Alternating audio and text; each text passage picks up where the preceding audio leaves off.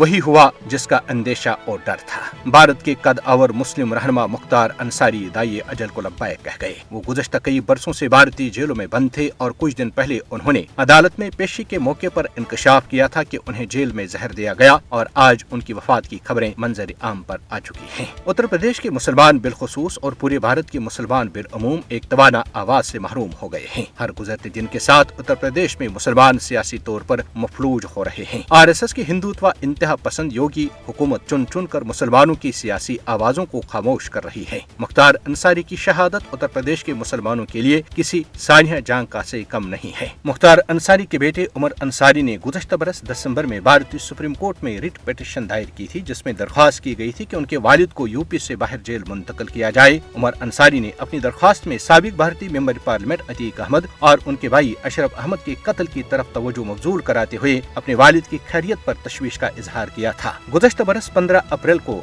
प्रयागराज में अहमद बरादरान को सहाफियों के सामने कत्ल किया गया और फुटेज टेलीविजन पर बराह रास्त नशर की गई। मुख्तार अंसारी योगी आदित्यनाथ की क़यादत वाली बीजेपी हुकूमत के रडार पर थे, जिसने 2017 में इक़्तिदार में आने के बाद पुलिस और इंतजामिया की ताकत को उनके खानदान और हामियों के खिलाफ बेदर्दी से इस्तेमाल किया। योगी हुकूमत ने उसके बेटों, उसके भाई अफजल अंसारी और दीगर साथियों के खिलाफ मुतादिद झूठे मुकदमात दर्ज करवाए थे, जबकि योगी हुकूमत ने अंसारी खानदान की करोड़ों की जायदाद जब्त करके मुनहदम कर दी।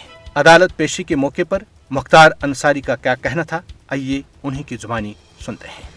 इतना मेरा यकीन और ईमान है, मौत और जिंदगी का मालिक सिवाय अल्लाह के कोई नहीं है, इसलिए मेरा कोई बाल बाका भी नहीं कर पाया। बहुत बार लोग हमें मिटाने की कोशिश की है। अगर चंद लोग हमें बर्बाद करना और मिटाना चाहते हैं तो लाखों और करोड़ों लोग हमारे लिए दुआ भी करते हैं और उन्हीं गरीबों की दुआओं की बदौलत आज तक मेरा कोई बाल बाका भी नहीं कर